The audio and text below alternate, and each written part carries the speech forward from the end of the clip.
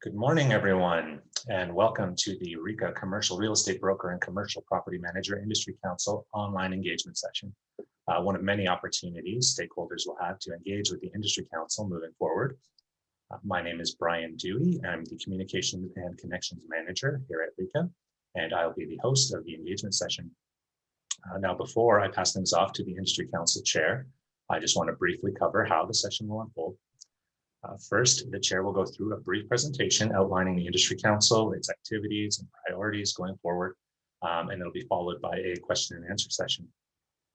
If you have a question for the Industry Council, you can ask it at any time using the Q&A window. You'll see the button to open the window at the bottom menu of your Zoom screen. If you have Zoom in full screen mode, you may have to move your cursor to the top of the screen to make the menu pop down. When the presentation is concluded, I will ask the Industry Council Chair your questions. Please note, this is a curated Q&A session. If you have a question that falls under the jurisdiction of another Industry Council or the board, please save that question for the next online engagement session for that Industry Council, or send your question to that body's email address, which can be found on RECA's website, along with recordings of the other Industry Councils that have already had their online engagement sessions. Your question may have been answered in those sessions. Please also note that I may not read out your question word for word. And if there is more than one question relating to a particular topic, I will ask a question related to the theme of those questions rather than each individual question. And if your question contains unprofessional language or contains defamatory language or misinformation, please note that I will not read that question. And now, with the housekeeping out of the way, and without further ado, I will pass things off to Terry Engen, the Chair of the Commercial Real Estate Broker and Commercial Property Manager Industry Council. Welcome, Mr. Chair. Thank you, Brian. As Brian has indicated, my name is Terry Engen, and I'm a public member that was appointed to this council. A little bit of my background is I come from a farming community. I'm also a businessman. My past experience has been, I've been the Reeve of Lacombe County and a councillor for 9 years in the past. I was the chair of all of the rural Reeves and mayors of the province of Alberta. From there, I moved into, I became a board member with the Energy Resources Conservation Board, and there moved into as an adjudicative commissioner with the Alberta Energy Regulator. So that's a little bit of my background. Brian, if you could bring up the next slide to the agenda, please. Pretty straightforward. As Brian has alluded to, we're going to go through a bit of a high level overview of, as you can see, things to keep in mind, some introductions of our council members. I will dive into Bill 20 and the format of how that looks, the role of the council, the activities that we have been involved with up till this point, and the priorities that we look forward to dealing with in the future. So with that agenda in mind, we're going to move right into it then, and say right off the bat, want to thank you for attending today. We all know that everyone has a busy schedule, and it appears as though, although with COVID, things seem to be in the background for many entities, this is one industry that appears as though it's booming really well. So appreciate your time and the effort that you've made to attend with us today. I will say that, one of our main public mandates has been very clear that it is for the public protection. And as a regulator, that's very important, that decisions that are made from a regulatory perspective, we should always keep in mind that at the end of the day, that will be the one element that continues to guide us, is to be able to protect the public. Next slide, Brian, please. So the structure that we have in the new act are the council itself is made up of 5 members. 2 of those particular members are appointed by the Minister of Service Alberta. And 3 of the members are licensees from the commercial real estate and commercial property management sector that are elected by the licensees from those commercial sectors. So you can see that the composition is still based on a regulatory regime that is self-regulated. So in this particular council, we have the 3 members that are elected and the 2 public members. So at this time, I'm going to ask each of the members to come on and introduce themselves with a little bit of the background. And Ben, if we can start with you, we see your picture up there first, so go ahead. For sure. Yeah, just to give myself a brief introduction. From my background, I'm a first-generation immigrant and co-managing selling partner from Real Estate Center office, selling real estate, rural real estate in Alberta and Saskatchewan. Having been in agriculture for 50 years with farm and land ownership, farm real estate agent for more than 31 years, and currently managing a dairy farm, cropland, and land holdings and investment corporations throughout Alberta and Saskatchewan. Also, executive producer online media platforms and host, organizer, speaking webinars, events, and meetings, tech and entrepreneur, certified international property specialist, certified agriculture farm advisor, and many other memberships, and now active on the RICA Council as elected agriculture commercial representative. Thank you. Thank you, Ben. Sherry? I'm Sherry Long. I have been a licensed commercial practitioner for over 28 years in Calgary, but I do real estate, commercial real estate throughout Alberta. I'm not going to list all the companies and accolades that I do have because we want to get forward with this meeting, but I was elected by my membership and I'm pleased to be on this council. Okay, I'm looking, and is Brittany on the line? I don't see her. I know that she was having trouble perhaps getting on. Brittany, are you there? Okay, I don't see her, and then when Brittany does get on, Brittany Labrador is the other public member that is on the council, and Laura Sharon is the other elected member.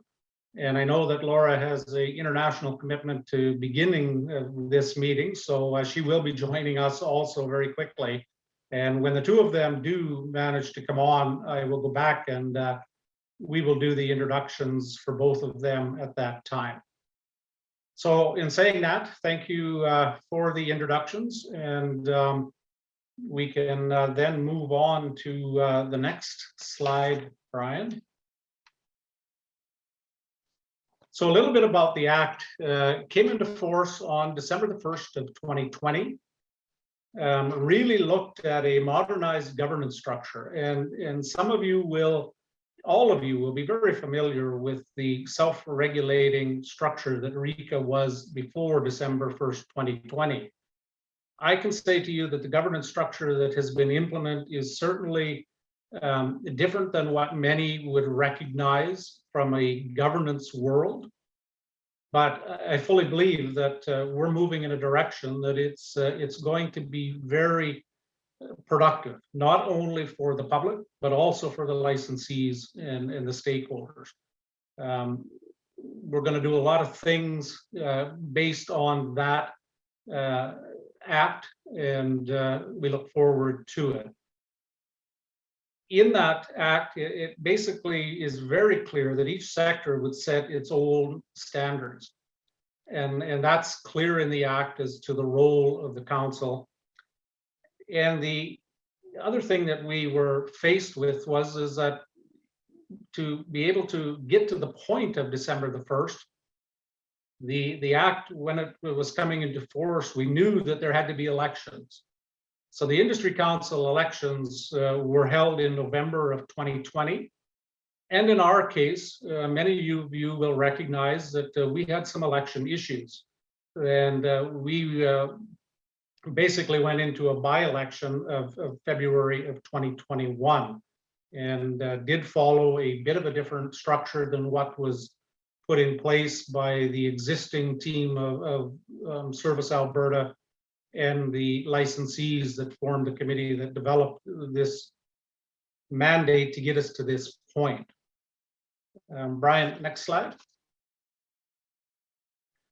So the role of the industry council is that it is our role to set the licensing requirements. It's also our role to set the education requirements for this particular industry council.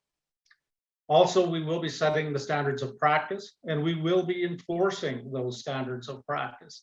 So the legislation is very clear that that is the role of the councils themselves. And I'm sure that there's been some questions about the role of the board and the role of councils. And as I've said to you earlier, the governance model certainly is perhaps different than what many would have deemed that have been involved in governance models in the past to see as being status quo normal. So we are working our way through that, and our council feels very comfortable that we're making some headway in that. Brian? Up until now, and I know that we've got on there the first 4 months, and you know, since we started in December and we went through our first meetings and we had to deal with issues right out of the get-go, especially in this particular council with looking at basically a by-election and how we were going to fill that position. We did go through an extensive onboarding process, which included all of the councils along with the board. I think that our council in the review of that felt that it was well done. It covered off as the second bullet says, a lot of mandatory governance training. And if we look back at the comments that were made in the past of leading us up to this new regulatory regime, that was one of the priorities, certainly, and it was listed as a priority by the Minister of Service Alberta, was that it would be a requirement for mandatory governance training. We went through that, and I think that all of our members were very comfortable in taking that.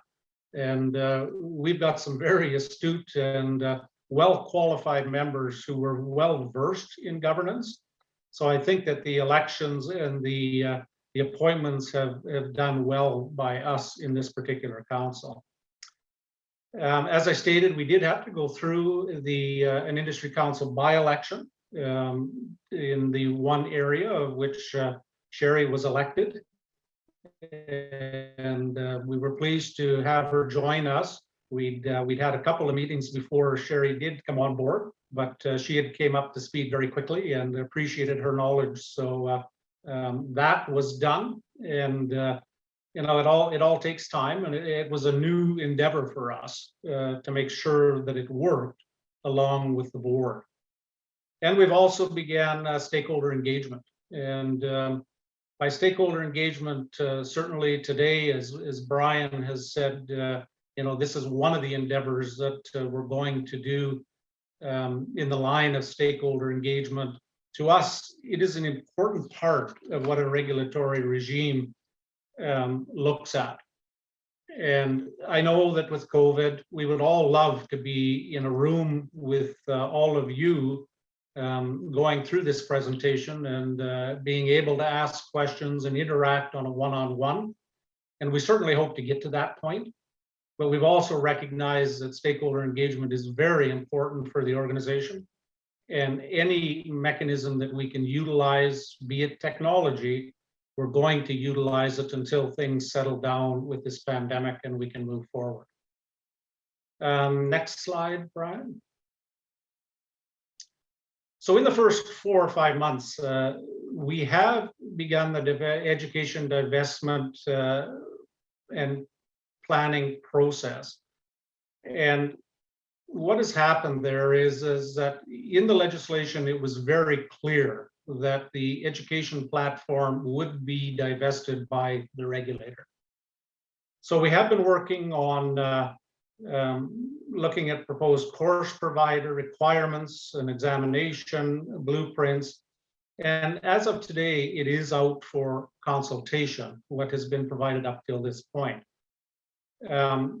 Certainly kudos to Chair Patty McLeod of the RICA board that felt that it was important that a smaller group of all of the councils in this area got together and steered us through this element of the divestment of the education platform. So in our case, Laura and Sherry have been sitting on that group and have been working our way through that. We've been inputting into what it looks like at the at each meeting, and it continues to work its way through.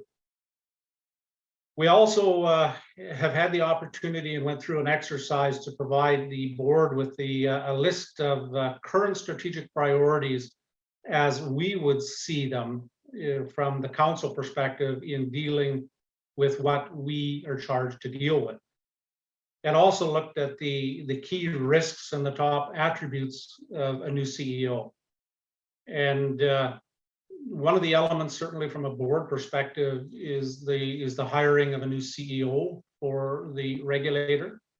And it's become very clear that Chairman McLeod has made it very clear to all of us that it is important for a collaborative effort in the choosing of a CEO. And with 4 councils and a board structure under this governance, the CEO is going to be an intricate part of not only providing the guidance for the board, but also for each and every one of the councils. So an important element of our duties right out of the gate. And we have had the opportunity and have gone through exercises of what we felt was very important in the priorities and the attributes of that new CEO. Next slide, Brian. Just in just a moment, Mr. Chair, it looks like Brittany has joined us. Okay, I will go back then. Brittany, welcome. If you're on, I'm going to turn the floor over to you just for a brief introduction of yourself and some of your background. If Brittany, the floor is yours. Thanks, Terry. Apologize for my delay. Hi, everyone that's online. My name is Brittany Lavender. I'm the public member appointed by the minister. I am working Indigenous wealth in Calgary with clients across the country. So a pretty heavy time for me in the business that I'm doing, just given with what's happening in the news lately. Prior to that, I was a lawyer in Calgary, had some real estate practice and some commercial practice as well as litigation. And that's kind of just a little blurb on myself. So it's nice to see everyone, and thanks, Terry, for opening the meeting. Okay, thank you, Brittany. Okay, immediate priorities. As we have said, that the things that really are not in our bailiwick, that we have timelines that are attached to them.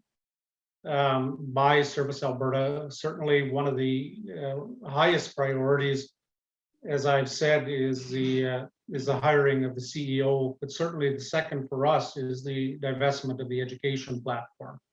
So that will take time off of our dedicated agendas to move us through that process. We know that the drop dead deadline on that is December 1st of 2022. There's a lot of work to be done up until that point, and we recognize that.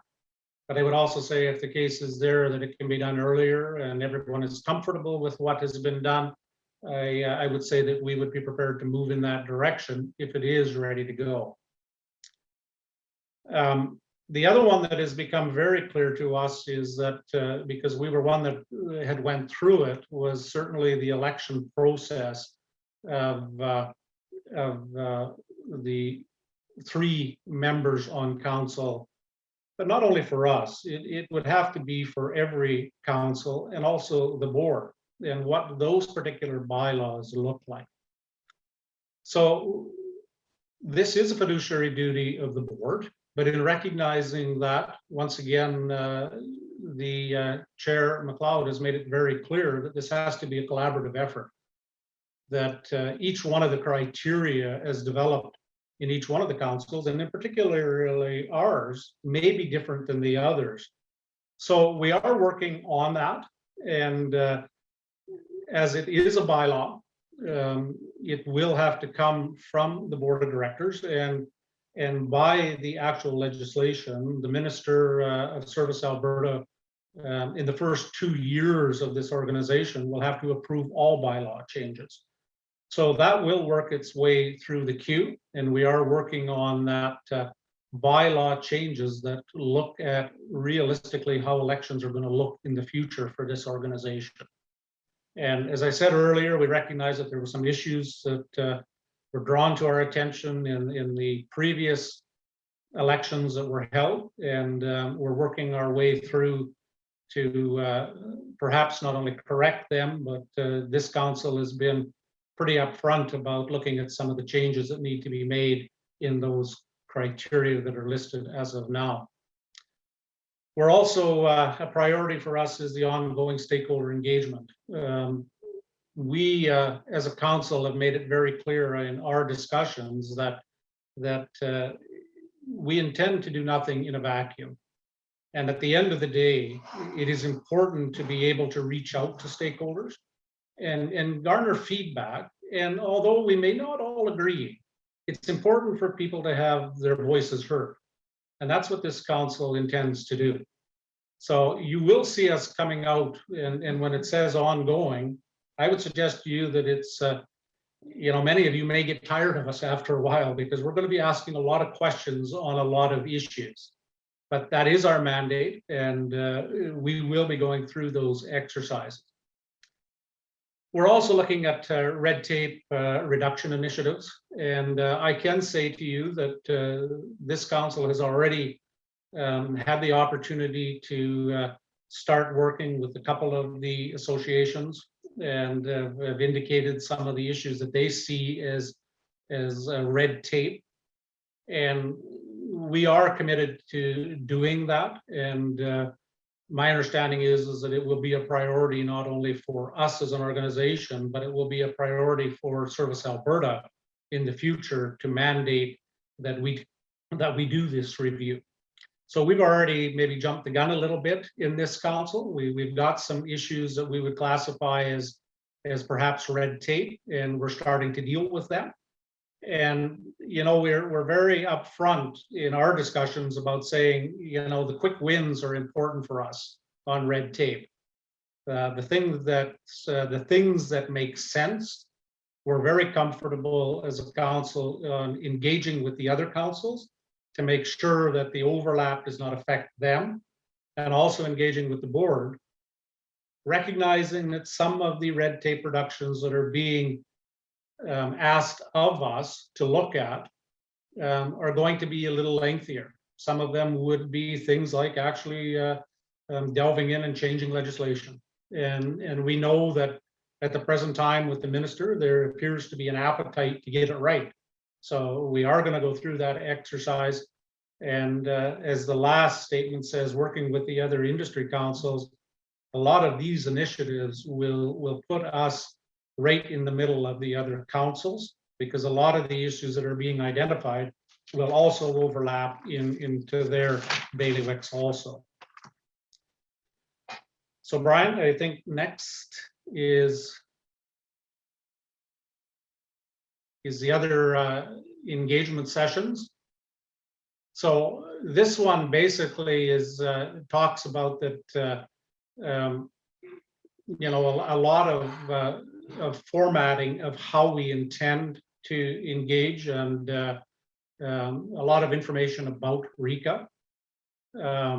You see that our mandate is pretty clear under the legislation, and we are moving in a direction that has been indicated that needs to be worked on. We're doing those things appropriately, but we can't do it alone. And I would say to you that we will, and just as I've reiterated again, that we will be reaching out to you as licensees, as stakeholders, and looking for best practices and ideas along the way that will make us a better regulator.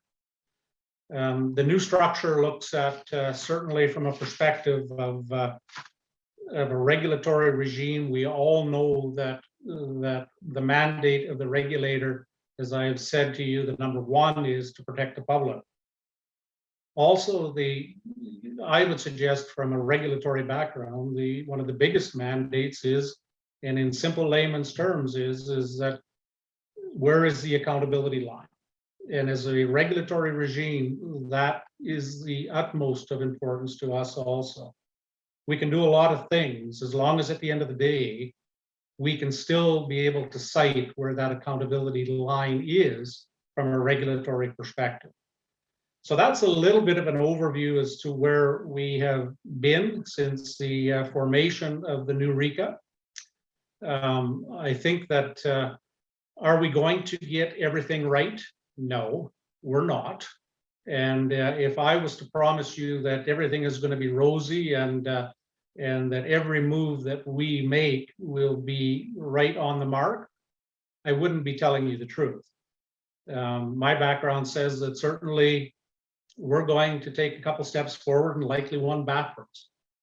And I think from the perspective of this council, I think that to quote a former premier of Alberta, that we're way better off to ask for forgiveness on an issue rather than sit on our hands and do nothing. So I believe that that will be the tack that we will be taking. We are going to take some direction, make some changes, and hopefully become the regulator that licensees and stakeholders will appreciate and will feel themselves very comfortable to be able to work with on a day in, day out basis. So Brian, I think that that's about got it. So we're going to move to the Q&A, Brian, and I'm assuming you will do that then. I will say to you that it is my intent to direct some of the questions to the members. I think that I've been very upfront in saying that we have some experts around our table who are very well versed in certain situations and very appropriate for them to answer rather than myself sitting in the chair that may not be as well versed in some of these questions that you're asking. So Brian, I'm going to turn it back to you and we can move into the questions. Thank you, Mr. Chair. Yep, the questions are starting to file in. We can start with one about the rural sector. It says, do you feel rural practitioners can be properly represented by the Commercial Council? You know, I can say that we've had a great debate about this and how everyone is going to look at us as being all-encompassing of everything. And I think that we've also identified in the election process, we've already talked about this, the council has, of how does that look in the future? And is everyone represented? You know, I'm going to flip it over to Ben, who brings a lot of that rural background to us as a representative.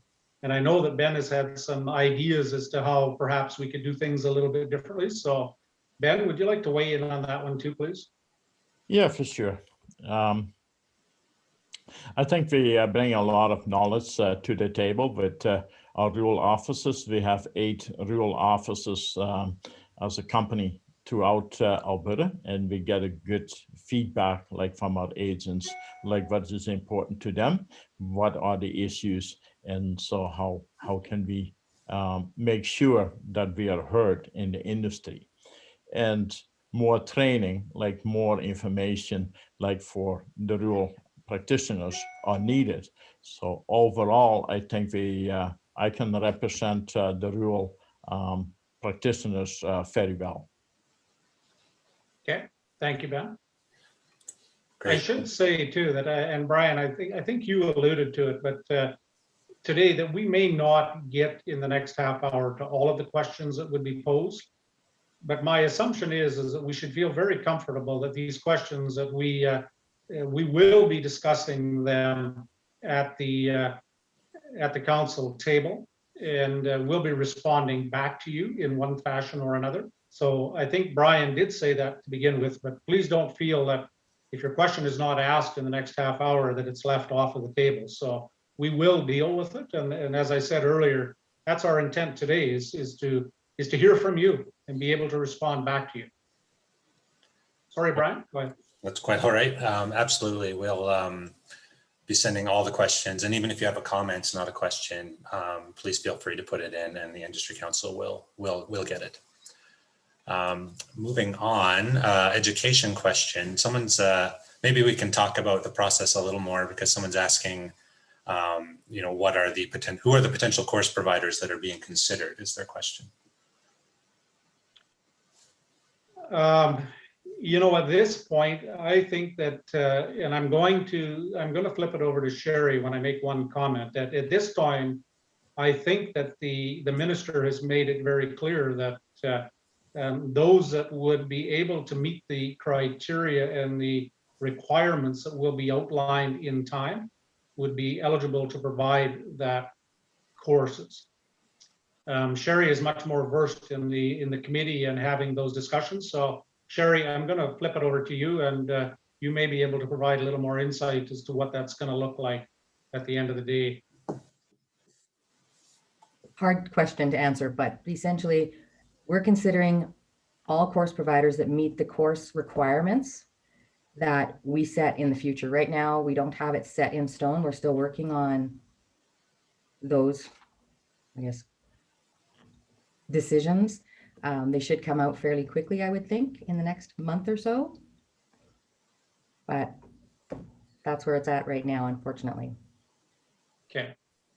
So and just as a follow-up to that, I think to be clear, I believe that you know, that was made crystal clear to the regulator, to RICA, through Service Alberta, through the minister, as long as providers can meet the criteria that is available to them and be able to provide that element of the courses, they would be looked at. So I think that's a pretty overarching comment, but I think that's the premise that that group is working from. So, you know, be prepared. I think there could be, at the end of the day, many certified course providers across the province. Great, thanks. Moving on to what I've come across several times actually is a bit of a confusion around commercial condominiums, and people are wondering if commercial condominiums are part of this industry council or not. And I wish that Laura was on, because I would flip it to Laura very quickly. But at the point, I'm flipping through my, so we're looking at the condo management side of that. And I think that's what the question is, Brian? Yeah. Yes, and very clearly, no, they are not. It was clear that under the residential property manager, the industry council itself, they would fall under that. You know, it's an interesting debate, because we are having the discussions, and I think that, you know, when we started this process, staff identified a few things that perhaps did not fit into the right buckets. And, you know, I would suggest in the future, this may be one that the councils will be looking at, and we may see some type of a hybrid. I can't speak at this point about it, because really we haven't come up with a solution on it. But as of today, no, they are not. Great, thanks. I'm noticing a few questions come in about Bill 62 and provincial legislation. Just so everyone knows, those are issues for the board of directors. And I believe they answered questions about that in their online session, which you can check on the RICA website. Moving on. Someone has a question about money laundering in the industry. They think it's a significant issue in the commercial space and wonder if there's anything that this industry council is doing to talk about money laundering or tackle money laundering in the industry? I think on this one, certainly we have had the discussion on money laundering. At the present time, we have no direction that we're taking on the potential of money laundering. I'm going to flip it over to Brittany, and I think that you had talked certainly at a council meeting about the potential of money laundering and how it would, how it's working and how we see it working from a regulatory perspective. So, Brittany, I'm going to let you go on this one, and I'm sure that you have likely from a legal background, you would have a very good take on what's happening in this side of the business. Thanks, Terry. Obviously, RICA's overall mandate is to protect the public, and that would include ensuring that there's safe holdings to safeguard the public with money laundering. But it's not something that this industry council is tackling in terms of what's going to be pushed out for licensees. It's something that we could consider. I mean, we did have some discussions about even the FinTrack changes that came in June, and that obviously are affecting the licensees. But in terms of, I've seen some of the dialogue about the discussions that have occurred in other provinces, but it's not something that is being addressed at the present. It is being addressed by the overall legislation and the safeguards that are in play. But if it's something that this industry council has to take away, it's something that I think we would just log as a comment coming out of this. I know some of the licensees have brought this up to us in our discussion. So if any of them have a point that they want to add to the question, it's a good question, and it's something like, as consumers and as Canadians, we all should be concerned about. So if anyone has something to add for that, I open the floor to that. Okay, thank you. So certainly from the perspective of this council, and it would flow through every council and undoubtedly to the board, very important that if there's any suggestions out there by the licensees or the stakeholders, please get them to us. Because as Brittany has said, we've just barely touched on this, and recognizing that as she has said, the FinTrack changes, we recognize that there is an issue here, and it needs to be addressed in some format or another. We just have not put it at the priority list for ourselves at the present time. Okay. Great. Next question has to do with the commercial and rural sectors are very specialized, and you have to hold a license in those sectors in order to practice. But people are seeing a lot of people who don't do a lot of deals in commercial, or even though they're licensed to do so, they see them out there in the industry not necessarily knowing what they're doing. Maybe if they're 99% residential and only do like a commercial deal every few years, they're wondering if that's something that this industry council has talked about or what they can do about it. So I will say to you, yes, we have had the discussion, and I am going to flip it back over to Ben, because certainly from the agricultural side, it was a big issue that this council did have a brief discussion about actually qualifications and how it overlaps, and once it gets into the organizational part of the realtors, who is in the best light to be able to conduct this business based on experience and qualifications, et cetera, et cetera. So Ben, if you'll want to speak to that one. For sure. I think there is quite a few changes needed in the agribusiness part of the practice of real estate. A lot of the technology and a lot of the information required is online in today's world, and to access that, we have to become more knowledgeable. How do we practice information? And you cannot be a part-time realtor in agriculture almost anymore, because like you lack the knowledge and the practice to be good at it. So it comes down to getting a better education process, a better information process, and a better practice process. Thank you. So I think, Brian, as a follow-up to that, and I think that it's a given that we recognize in our discussions that in the marketplace from the commercial side, that not everyone is a sophisticated buyer, seller, renter, or landlord, and likely needs some help. And there's some documents out there right now that perhaps do not apply specifically to the commercial side of things. Certainly, if you're in the residential side, there's some documents that are very much identified and are really helpful, is my understanding.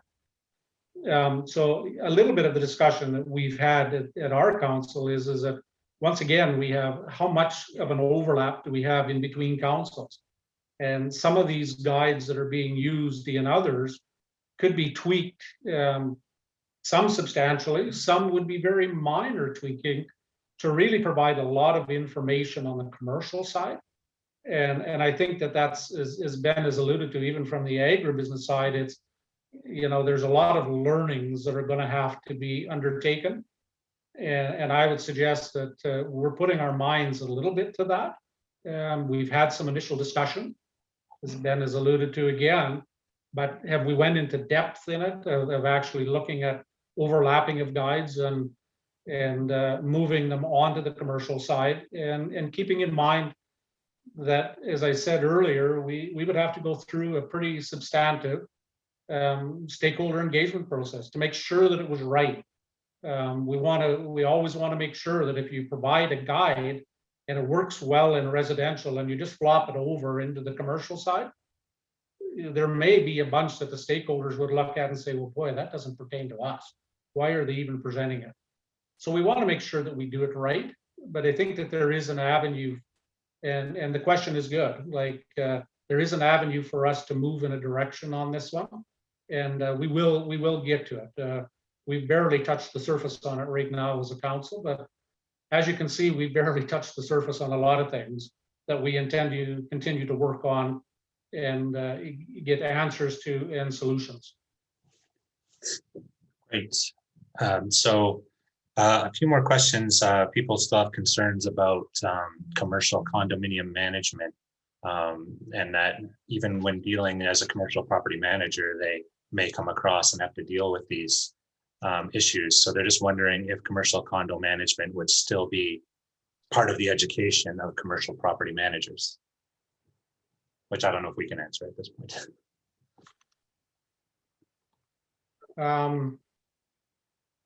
I believe that, and I may have to have some help here, but I believe that yes, there's going to be 3 separate streams. The broker side. Oh, I'm backing up because I'm looking at my notes. So yes, it will need it still will need that separate license.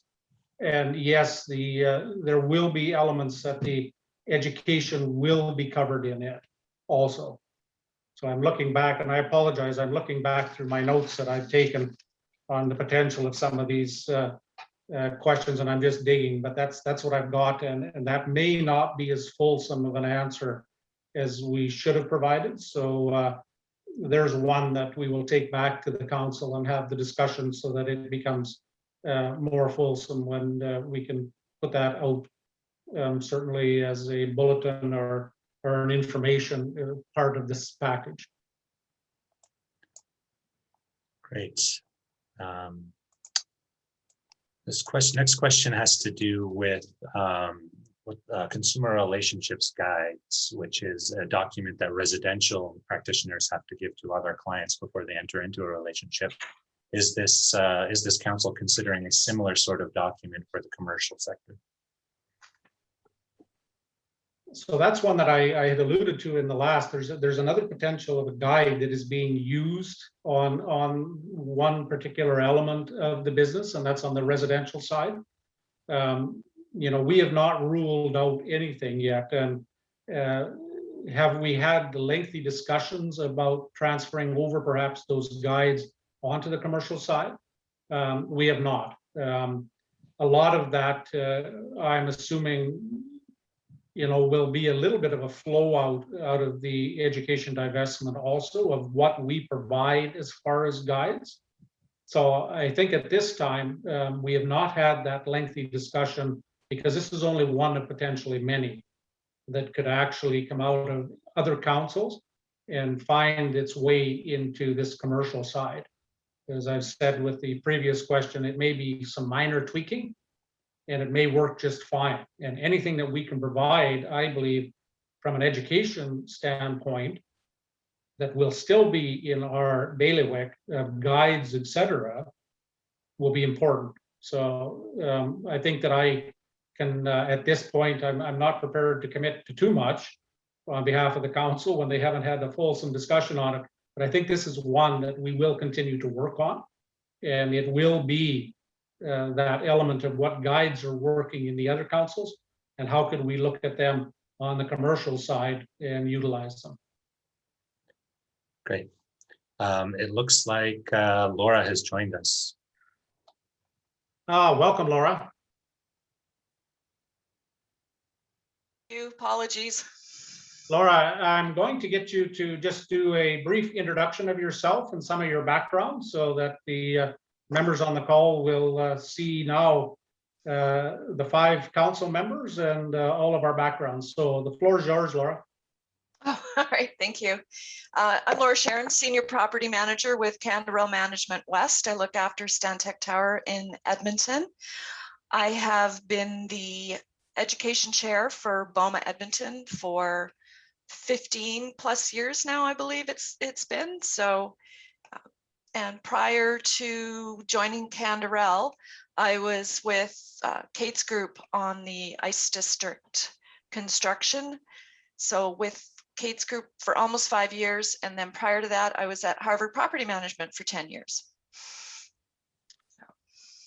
Thank you, Laura. And you'll likely get the opportunity to review some of the questions. We've breezed over a couple of them that may have fell into your expertise. So we've kind of answered the best that we could from the organizational part of the council, but the review afterwards of all the questions will likely be important for you to look at those. So welcome. And Brian, the next question.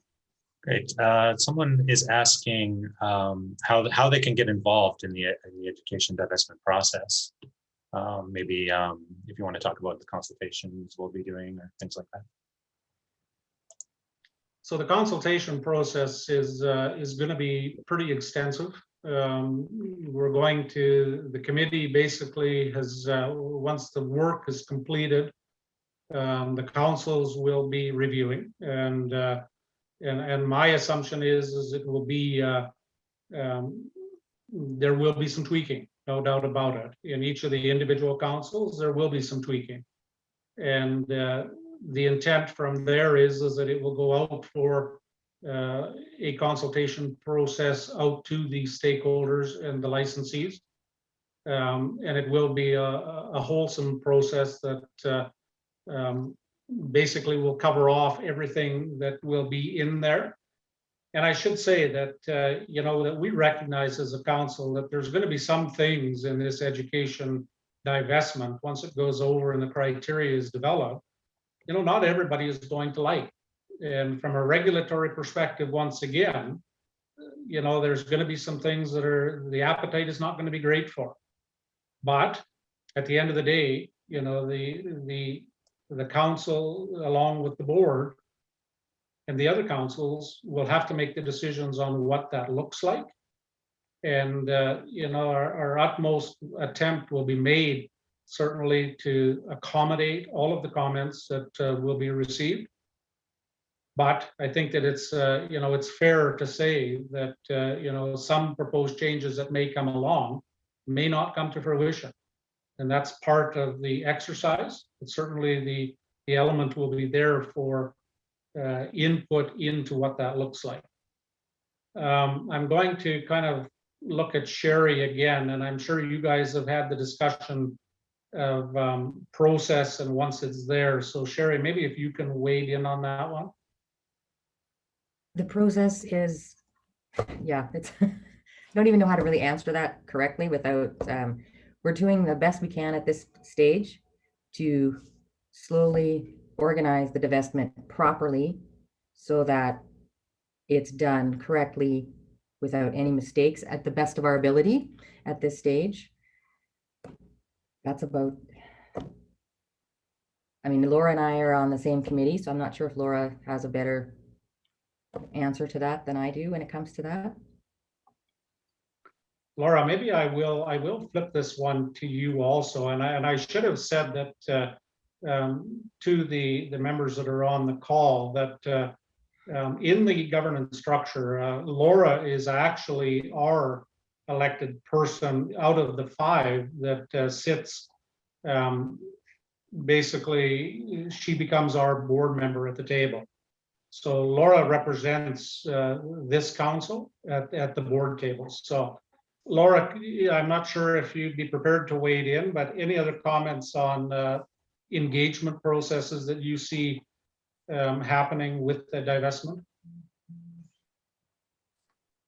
Well, as Sherry said, this isn't a process that's going to happen overnight. Like it's extremely detailed. It's involves all of the council's inputs for obviously the different areas in real estate. So we have met, Sherry, I believe our education divestment, we've met 3 times now.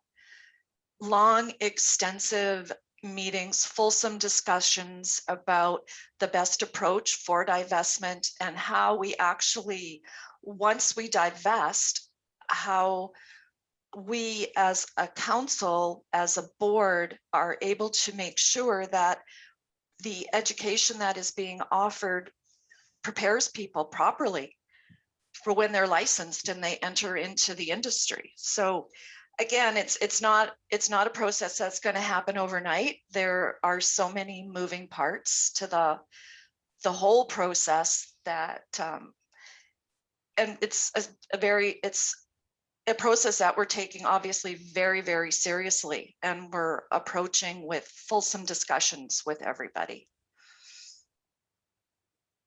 Okay, thank you, Laura. Great. So the next question has to do with how there's 2 different arms, even in the title of this industry council, the real estate broker sector and the commercial property management sector. This person is saying they are 2 quite different sectors, and how is the industry council going to manage that when it comes to education and regulation? I think that from my perspective, our 2 members that are sitting on that committee that is looking at the divestiture of education, that will be an important element of their discussions. And you know, the package will have to come back to the council. And my earlier comment about tweaking, I would suggest that you know, Sherry and Laura, these will be important elements of their discussion of how everybody is included and how the diversity amongst different entities in one council may have to look different in an education platform based on criteria, et cetera, et cetera. So I think that that's an overall comment. And once again, I would look to Laura and Sherry if you wanted to weigh in on that question of the differences even internally in this council and how they'd be addressed. I'm not sure that you've got to that point yet on the committee meetings, but if you want to, certainly weigh in and make a comment if you feel comfortable doing so.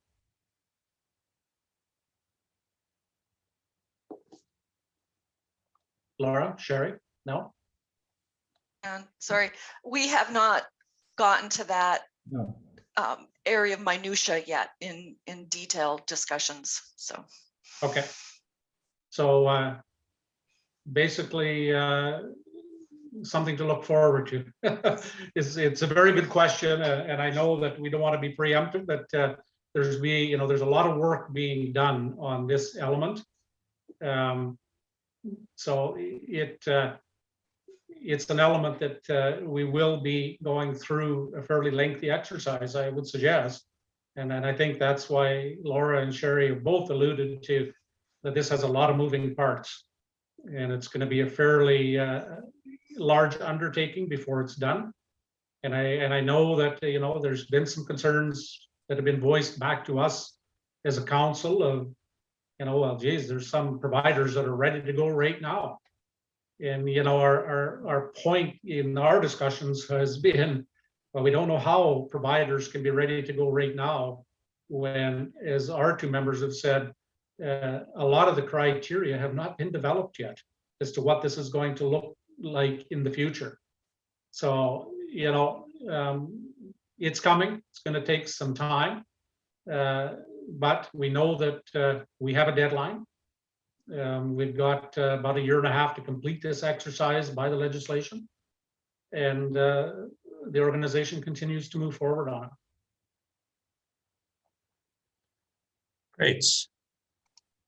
Just going through the rest of the questions here. We maybe have time for one more. Perhaps one of the industry licensees on the council can answer this one. There's a series of professional designations in the commercial industry that people have. They've used the acronyms ARICS and CCIM. They're just wondering how RECA is going to work with the providers of those designations, I guess, to make sure that it's not just duplicating the educational material required to get those designations, or how will they work with the associations as part of the education development process, I suppose. Okay, so I'm going to look to the 3 members that are representative, and I'll say Ben, Sherry, Laura, any one of you wish to speak to that and that question, feel free. Yeah. Yeah, I think there won't be any duplication. The CCIM is a designation in itself, and that will not necessarily be part of the RECA curriculum, and the same as Eric's. It's designations that will assist the members and give them the recognition of the achievements in those particular fields. So I don't think there will be any duplication there. Okay, Sherry or Laura, any other opinions from your perspective in your sectors?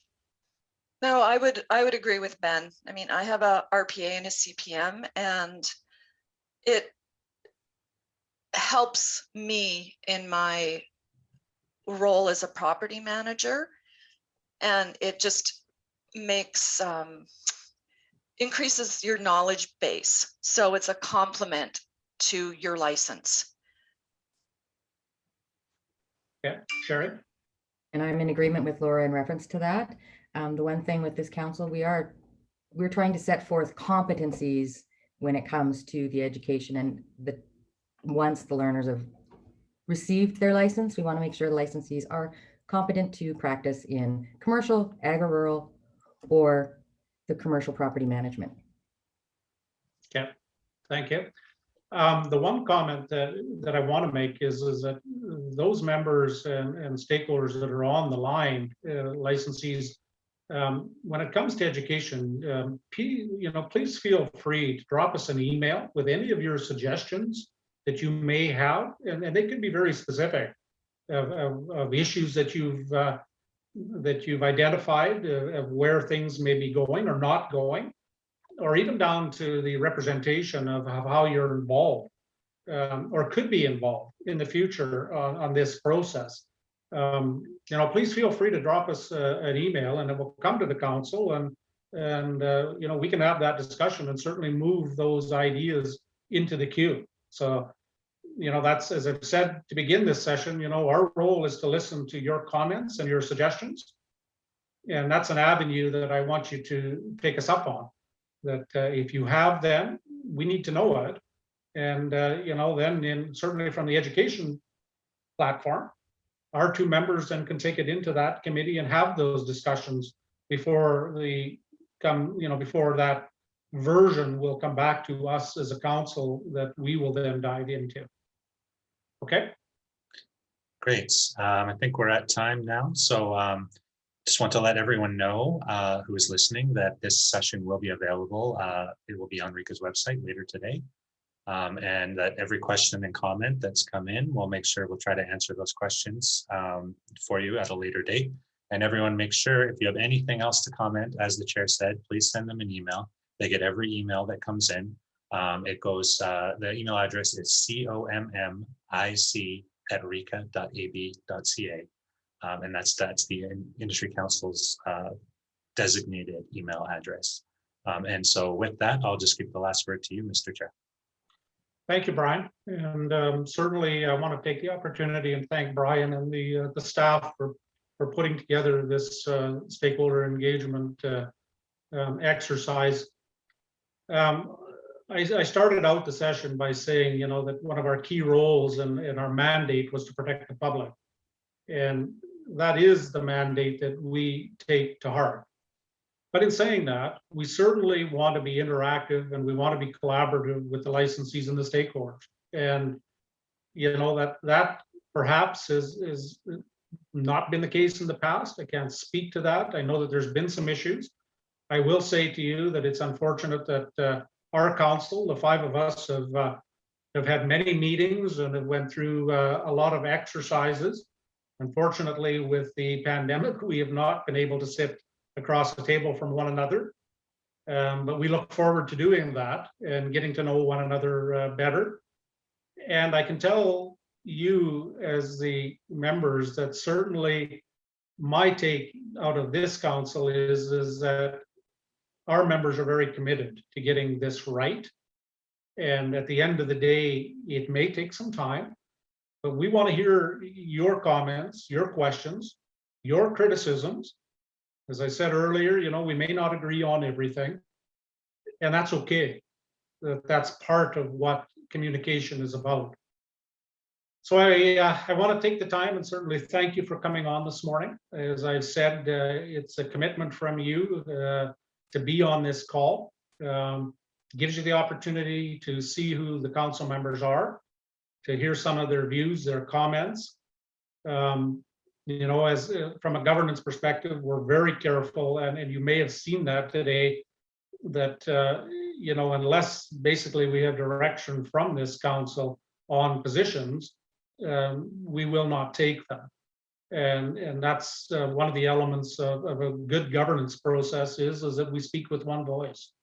So we will continue to do that, but we also want to make sure that you're in the loop on things that are happening, and we will also continue to do that.